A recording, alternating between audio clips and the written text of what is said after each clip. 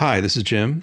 The following is a clip from a conversation that I had with Lionel Casson about the AI bubble and what some people like Ed Zitr and Corey Doctorow are saying about that.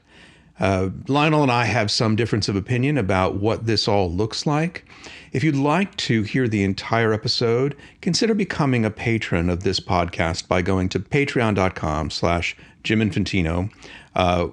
That's under my name, but there's also music that I've written there, books that I'm writing, as well as the ability to watch us record the podcast in real time so you can see us kind of do the unedited version of this and we can respond to your comments.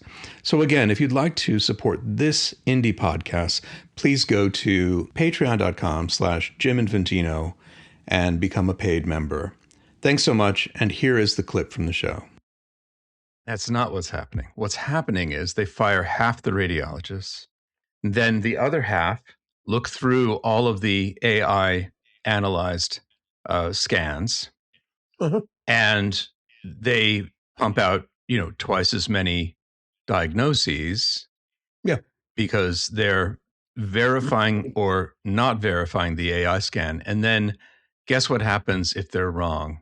If the they AI take the liability. Wrong, the human being takes the liability. And so this is what Corey Doctorow calls. Yeah, the hospital takes the liability. Right. But yeah, the individual they fire the radiologist, right? For what for what the AI didn't find, because the radiologist now doesn't have time to do a deep dive into each of these scans. So what's, a reverse centaur is like the worst parts of both, right? The head of a horse on the body of a human. It's the slowest body and the dumbest head. So that seems to be, according to him, kind of where all of this is. Instead of machines serving us, we're serving the machines, which is really just serving profitability and cutting costs. And that's one criticism in terms of where this is going. I think the other criticism is, the GPUs have a lifespan of between 3 to 6 years. And 70% of a data center's cost is GPUs. Okay. So a data center costs, X number of $1 billion because the GPUs are so expensive, and they degrade in 6 years. So when you go to a bank and say, our greatest asset has a lifespan of between 3 and 6 years, can you give us a 30-year loan? The bank is going to say, no.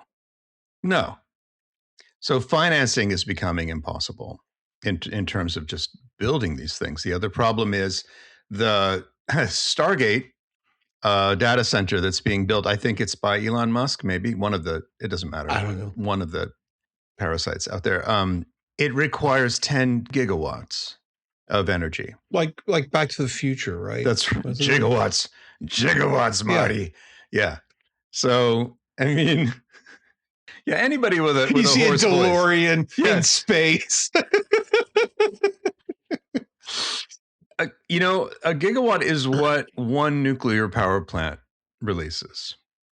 So Stargate's going to need 10 nuclear power plants. How long does it take to build and go through the approval process? But all angry Jim tirade aside, are they actually talking about launching nuclear reactors in space? I thought they would probably get the power. No, sorry. Stargate is just a fancy word to get you excited about a room full of computers.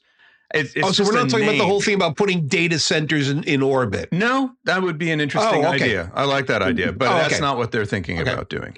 Okay. It's like in Ohio. It's not. It's, I don't know, Idaho, or it's somewhere in Nevada. I have no idea. They have states with a lot of vowels. Yeah.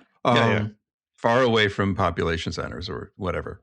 Or in underdeveloped Go ahead. neighborhoods. So you're saying they need 10 nuclear power plants? Yeah, they're going to need 10 nuclear power plants to power this thing. Why do we? I don't get it. What? Exactly. What are we going to do with all this power? I mean, seriously, what are we going to solve? Has anybody given a coherent explanation about why we need such enormous amounts of AI? I mean, I've seen the things that people do with AI. It's pretty minimal.